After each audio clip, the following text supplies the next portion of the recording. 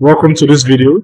We'll be talking about setting up our Google Console platform to facilitate user login process. So we'll head over to the website console.cloud.google.com, and this is going to load up in a bit.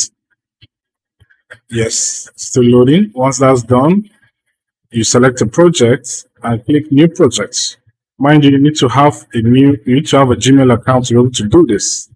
So project name, I'll put React app, React off, and click the button of create. Once it's loaded, you see the button to select project. I click select project. It loads up sets of things that I can make changes to my APIs and application. So you click the API and services section, then click OAuth consent screen. Here you set certain functionalities for your app to access. So I click external and I click the create button. So basically to ask you for your app name, so I'm just going to put React Auth app. As you can see, I put my email as user support email, and I leave all this other link empty for now. Then I come to here, developer contact information. I put my email address. In case there's any issues, I'll be contacted by Google. Then I come to scopes.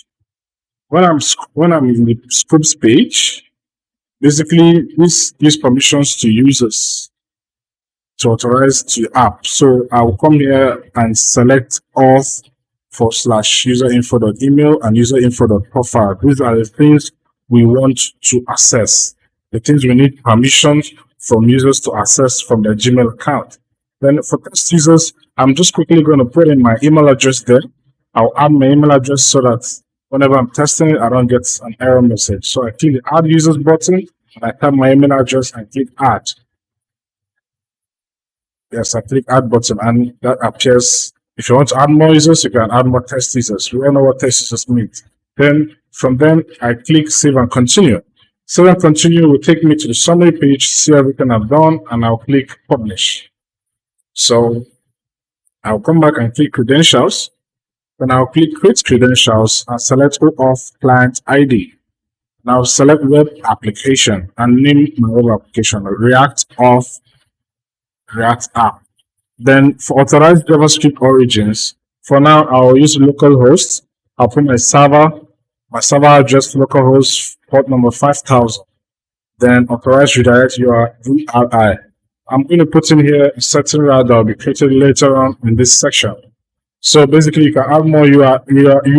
You can add a local and live one. Then I click the create button, and that's done. So what we do now, copy our client ID and our client secret and paste it in our env. So here's my client ID. I paste what I copied. I go and copy my client secret. I paste what I've copied. Mind you, I'm going to change all these credentials once I push this code finally to Git. But for now, this is what you basically need to know